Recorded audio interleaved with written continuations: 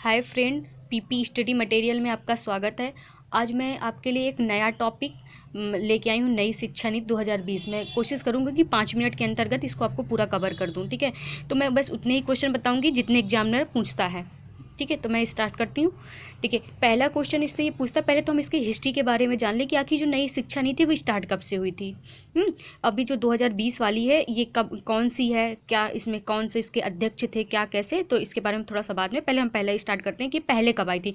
तो भारत में जो पहली शिक्षा नीति आई थी वो 1968 में आई थी, ठीक है। 1968 में आई थी। उस टाइम पे 1968 में जब आई थी तो उस टाइम पे गवर्नमेंट कौन था, तो उस टाइम पे गवर्नमेंट हमारी इंदिरा गांधी थी, इंदिरा गांधी जी थी, ठीक है। और उसका जो सुझाव दिया था, जो शिक्षा नीति है उसको लाने का जो सुझाव दिया था वो किसने दिया था, तो हमारे कोठारी आयोग ने दिया था। याद कर लीजिए, कोठारी लाइक कोठरी, ठीक है। कोठारी आयोग के उससे आई थी। और दूसरा, इसके बाद फिर दूसरी जो आई थी हमारी, दूसरी आई थी। पहली तो हमारी आई थी 1968 में इंदिरा गांधी की सरकार में, आयोग उसका सुझाव किसने दिया था, कोठारी आयोग। और दूसरी जो आई थी ना उसका जस्ट उल्टा, याद करिए, 1968 में थी, इसका उल्टा कर दीजिए 1986, जो 1986 में आई थी। उस टाइम पे गवर्नमेंट कौन था, उस टाइम पे गवर्नमेंट कौन था, राजीव गांधी। राजीव गांधी उस टाइम पे गवर्नमेंट है।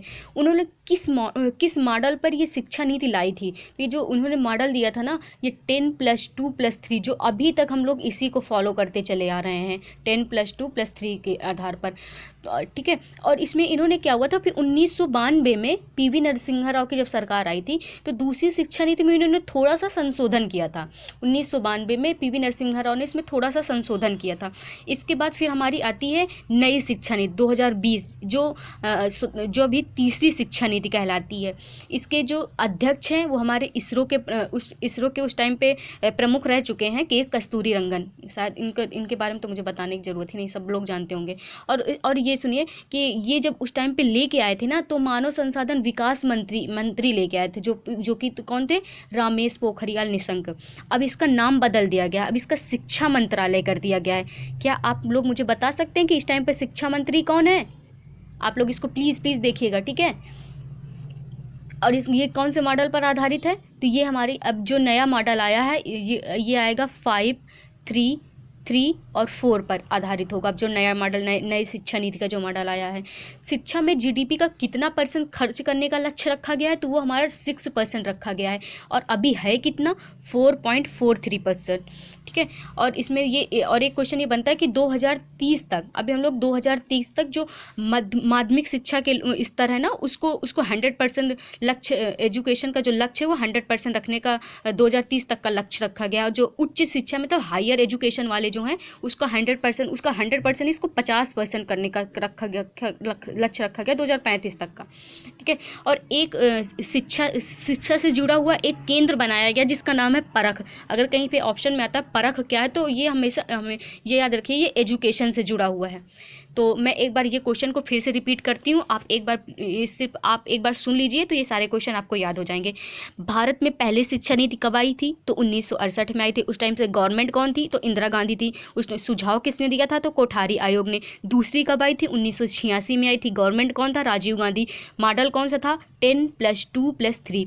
1992 में दूसरी जो शिक्षा नीति आई थी उसमें पीवी नरसिम्हा राव ने थोड़ा सा उसमें संशोधन किया था।